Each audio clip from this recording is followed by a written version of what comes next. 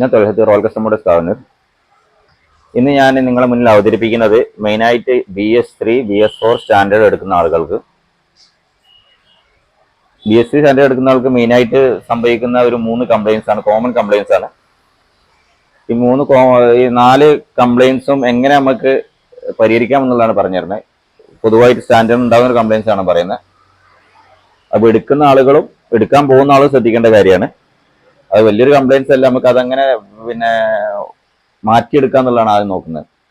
ആദ്യമായിട്ടുള്ള ഒരു മെയിൻ പ്രശ്നം സ്റ്റാൻഡേർഡിന്റെ front break ആണ്.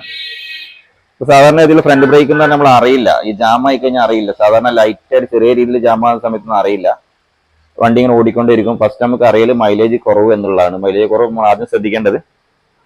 ഫ്രണ്ട് വീല് പൊക്കി പിടിച്ചതിന് ശേഷം വണ്ടി ഫ്രീ ആയിട്ട് കറക്കുക, എന്നിട്ട് ബ്രേക്ക് ഒന്ന് അപ്ലൈ ചെയ്യുക.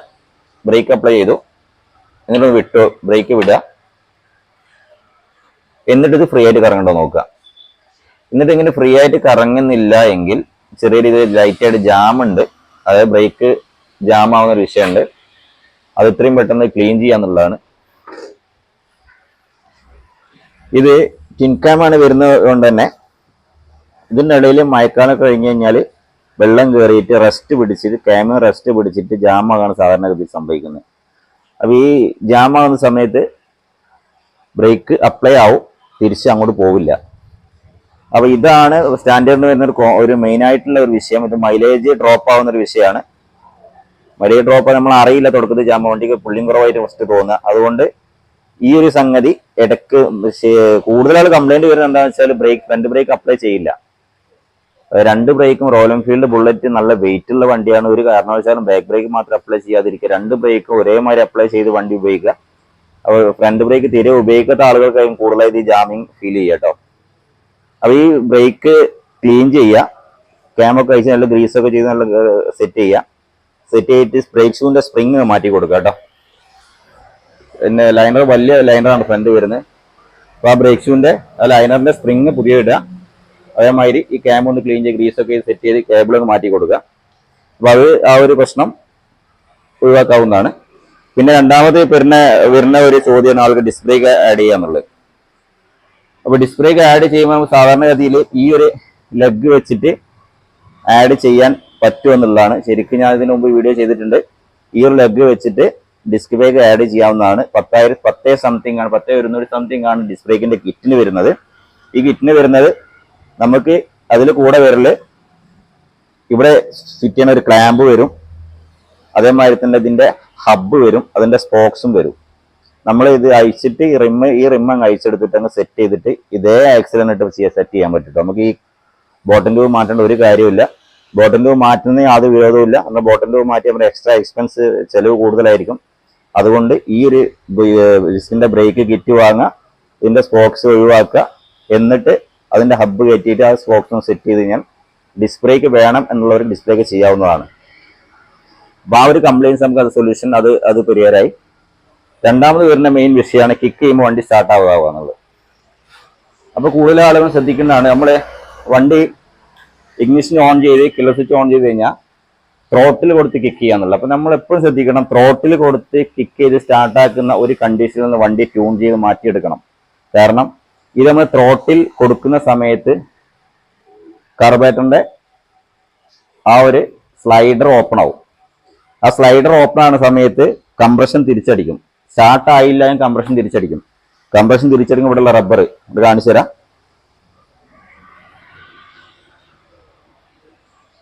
ആ വീഡിയോ ലൈറ്റ് ഒന്ന് ഓൺ ചെയ്താൽ മതി. ഇവിടെ റബ്ബർ ഉണ്ട്. ഒരു കിക്ക് ചെയ്യുന്ന സമയത്ത് ഒരു ശബ്ദം വരും. ആ ശബ്ദം വന്നു കഴിഞ്ഞാൽ പിന്നെ സ്റ്റാർട്ട് ആവില്ല. ഇവിടെ റബ്ബർ പുറത്തേക്ക് തെറിച്ച് പോകുന്ന ഒരു വിഷയം. റബ്ബർ പുറത്തേക്ക് തെറിച്ച് പുറത്തേക്ക് ആയി കഴിഞ്ഞാൽ വണ്ടി സ്റ്റാർട്ട് ആവില്ല.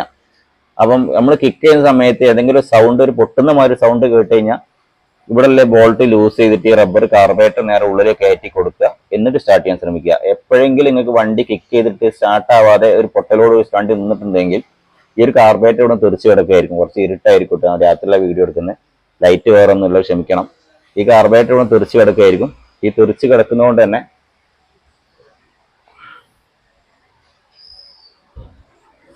ഇതാണ് കേട്ടോ, ഇവിടെയാണ് കണ്ടില്ലേ, ഇതിപ്പോ ചെറിയ രീതിയിൽ പുറത്തേക്ക് തള്ളി കിടക്കുകയാണ്. ഈ കാർബറേറ്റർ റബ്ബറിൽ നിന്നാണ് പുറത്തേക്ക് വിട്ടു വരിക. ഈ റബ്ബറിൽ നിന്ന് പുറത്തേക്ക് വിട്ടു വരുന്ന സമയത്ത് വണ്ടി സ്റ്റാർട്ട് ആവില്ല. അപ്പൊ നമ്മൾ വണ്ടികൾ എടുത്തു കഴിഞ്ഞാൽ ത്രോട്ടിൽ കൊടുക്കാതെ, അതായത് ആക്സിലേറ്റർ തീരെ ഒരു രീതിയിലും കൊടുക്കാത്ത രീതിയിൽ കിക്ക് ചെയ്ത് സ്റ്റാർട്ട് ആവുന്ന രീതിയിൽ കാർബറേറ്റർ ട്യൂൺ ചെയ്തെടുക്കണം എന്നുള്ളതാണ് സ്റ്റാൻഡേർഡ് സമയത്ത് സംഭവിക്കുന്നത്. അല്ലാതെ നമ്മൾ പെട്ടെന്ന് കിക്ക് ചെയ്യുന്ന സമയത്ത് തെറിച്ചു പോകും. തെറിച്ചു പോയി കഴിഞ്ഞാൽ നമ്മൾ ട്രാഫിക്കിൽ മറ്റേ കുടുങ്ങിയ സമയത്തൊക്കെയാണ് ഇങ്ങനെ സംഭവിക്കുന്നത്. അവിടെ നമുക്ക് ചിലപ്പോൾ ഈ ടൂൾസ് എൽക്കിയാണ് വരുന്നത്.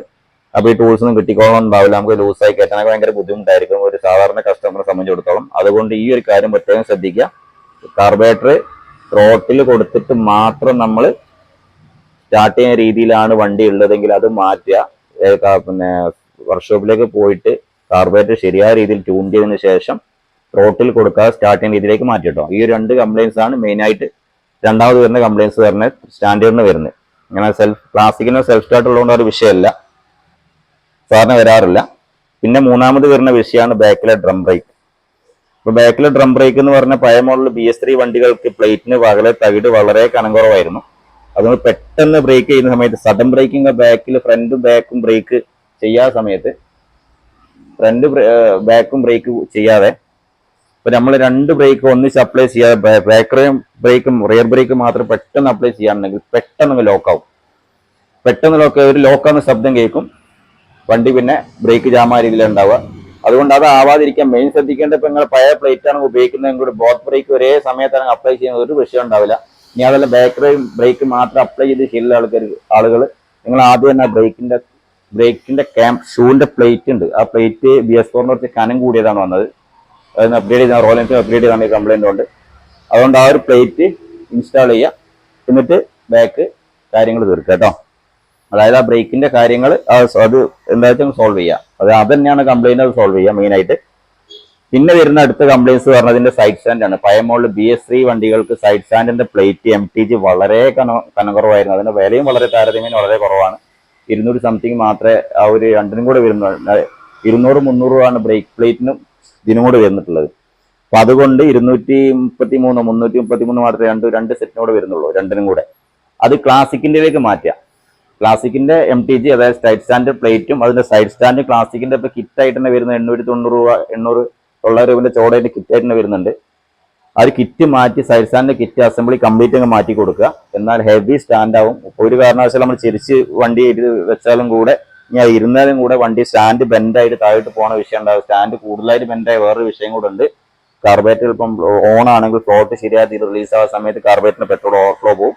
അപ്പൊ അതൊരു വിഷയമാണ്. സൈഡ് സ്റ്റാൻഡ് ഒരു പരിധിയിൽ കൂടുതലായിട്ട് സൈഡായി കഴിഞ്ഞാൽ, അതായത് ചെരിഞ്ഞു കഴിഞ്ഞാൽ ചിലപ്പോൾ ഫ്ലോട്ട് കറക്റ്റ് ലെവലായിട്ട് നിന്നില്ലെങ്കിൽ കാർബറേറ്ററിലൂടെ ഓവർഫ്ലോ ആയിട്ട് പെട്രോൾ പോകാനുള്ള സാധ്യത വളരെ കൂടുതലാണ്. അപ്പോൾ സ്റ്റാൻഡിന്റെ ഒരു പ്രശ്നം നല്ലോണം ശ്രദ്ധിക്കുക. പിന്നെ ഇപ്പോൾ അടുത്ത് വരുന്ന ഏറ്റവും കൂടുതൽ ആൾ കംപ്ലൈന്റ് വരുന്ന ഇതിന്റെ ബാക്കിലെ സ്പോക്കറ്റ് പൊട്ടിപ്പോവുക, ടീത്ത് പൊട്ടിപ്പോവുക എന്നുള്ളതാണ്. അതിന് ആദ്യമായി ശ്രദ്ധിക്കേണ്ട കാര്യം നമ്മൾ ത്രോട്ടിൽ ഗ്രാജുവലി കൊടുക്കുന്നത് മാത്രമാണ്. നമ്മൾ സാധാരണ വണ്ടികളൊക്കെ ഉപയോഗിക്കുന്ന മാതിരി ഇതേമാതിരി മുരടിയാണ് നമ്മൾ ത്രോട്ടിൽ കൊടുക്കുന്നതെങ്കിൽ നമ്മൾ സ്ലോ ആക്കും. പിന്നെ അതേമാതിരി വീണ്ടും ഇങ്ങനെ കൊടുക്കും. ഇങ്ങനെ കൊടുത്താണ് വണ്ടി ഉപയോഗിക്കുന്നതെങ്കിൽ യാതൊരു സംശയമുള്ള സോക്കറ്റ് പൊട്ടിയിരിക്കും. പിന്നെ അതേമാതിരി കറക്റ്റായിട്ട് ചെയിന് ടൈറ്റ് ചെയ്യാതെ ചെയിൻ ലൂസിലും ആണ് ഈ ഒരു ത്രോട്ടിലാണ് നമ്മൾ അപ്ലൈ ചെയ്യുന്നതെങ്കിൽ ചെയിൻ സ്പോക്കറ്റ് പൊട്ടിയിരിക്കും. അത് സ്പോക്കറ്റിന്റെ ടീത്ത് പൊട്ടിയിരിക്കും. അതുകൊണ്ട് സ്റ്റാൻഡേർഡ് ബുള്ളറ്റ് ആദ്യമായിട്ട് എടുക്കുന്നവർ എപ്പോഴും ശ്രദ്ധിക്കേണ്ടത് ചെയിൻ സ്പോക്കറ്റിന്റെ കംപ്ലൈന്റ് വല്ലാതെ വരുന്നത് ഈ ഒരു പ്രശ്നം കൊണ്ട് മാത്രം, ഉപയോഗിക്കാൻ അറിയാത്തത് കൊണ്ടുള്ള പ്രശ്നം കൊണ്ട് ആ ചെയിൻ സ്പോക്കറ്റിന്റെ ടീത്ത് പൊട്ടുന്നത്. അതുകൊണ്ട് ഇത് റോയൽ എൻഫീൽഡ് ലെജൻഡ് റൈഡേഴ്സ് വണ്ടിയാണ് എന്നുള്ളത് മനസ്സിലാക്കിയിട്ട് ആ ഒരു ഗ്രാജുവലി മാത്രം ഫസ്റ്റ് സെക്കൻഡ് ഏതൊരു ഗിയറിലേക്ക് നമ്മൾ ഗിയർ ചേഞ്ച് ചെയ്ത് പോവാണ് ഗ്രാജുവലി മാറ്റാൻ ത്രോട്ടിൽ കൊടുത്ത് വണ്ടി മുന്നിലേക്ക് സ്പീഡേക്ക് എടുക്കാൻ നോക്കുക. അത് ശ്രമിച്ചു കഴിഞ്ഞാൽ ആ ഒരു പ്രശ്നത്തിൽ പരിപൂർണ്ണമായിട്ട് നിങ്ങൾ മോചനം കിട്ടും. ചെയിൻ സ്പോക്കറ്റ് പറഞ്ഞാൽ 25, 30, 36 അവിടെ സുഖമായിട്ട് ഓടുന്നതാണ്. അല്ലെങ്കിൽ 5, 6 ചെയിൻ സ്പോക്കറ്റിനെ മാറ്റിയാലുള്ള സംഖ്യ കയ്യിൽ നിന്ന് പോയിക്കൊണ്ടേയിരിക്കും. ആ ഒരു കാര്യം പ്രത്യേകം ശ്രദ്ധിക്കുക. ഇതാണ് റോയൽ എൻഫീൽഡ് സ്റ്റാൻഡേർഡിനെ കുറിച്ച് എനിക്ക് മെയിൻ ആയിട്ടുള്ള കംപ്ലൈൻസ് അത് പരിഹരിക്കാനുള്ള മാർഗം പറഞ്ഞിട്ടുള്ളത്. പിന്നെ ലാസ്റ്റ് വരുന്ന കിക്കർ ടൈറ്റ്. ചില സമയം കിക്കർ ടൈറ്റ് ആയിരിക്കും, കയറിനാൾ സ്റ്റാർട്ട് ആവില്ല ചില സമയങ്ങളിൽ. അപ്പൊ നിങ്ങൾ ശ്രദ്ധിക്കേണ്ട വണ്ടി ഫസ്റ്റ് ഒന്ന് ഗിയറിലിട്ടിട്ട് ജസ്റ്റ് വീലൊന്ന് അങ്ങോട്ട് ഇളക്കി കൊടുക്കുക. ബാക്ക് വീലൊന്ന് ഇളക്കി കൊടുത്ത് ആ പിസ്റ്റന്റെ പൊസിഷൻ ഒന്ന് മാറിക്കഴിഞ്ഞാൽ കിക്കർ ഫ്രീ ആവും. ആ ഒരു സമയത്ത് കിക്കർ അടിക്കുക. അല്ലാതെ നമ്മൾ കയറി നിന്ന് കാല് വേദനയാക്കാൻ നോക്കുക, അതിൽ ചിലപ്പോൾ സ്റ്റാർട്ട് ആയിക്കോളണമെന്നില്ല. അതുകൊണ്ട് കറക്റ്റ് ട്യൂണിങ് കറക്റ്റ് സെറ്റിംഗ് ആണ്, യാതൊരു പ്രശ്നം ഉണ്ടാവില്ല. അതില്ലാത്ത വണ്ടിയെ സംബന്ധിച്ചാൽ അത് പറയുന്നത്. ഇപ്പൊ കറണ്ട് പോയിട്ടുണ്ട്.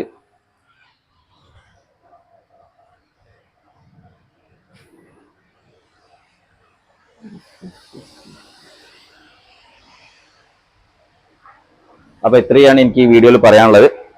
അപ്പൊ കറണ്ട് പോയി, ലൈറ്റ് ഇല്ല കേട്ടോ, വീട്ടിലുള്ള കാര്യം പറഞ്ഞ് അവസാനിപ്പിക്കുകയാണ്. അപ്പം സ്റ്റാൻഡേർഡ് എടുക്കുന്നവരെല്ലാം ഈ ഒരു കാര്യം പ്രത്യേകം ശ്രദ്ധിക്കുകയും കാര്യം ഫോളോ ചെയ്യുന്ന സ്റ്റാൻഡേർഡ് ഒരു ഭാരമാവില്ല. അടുത്ത വീഡിയോ മുഴുവൻ കാണാം. Thanks for watching.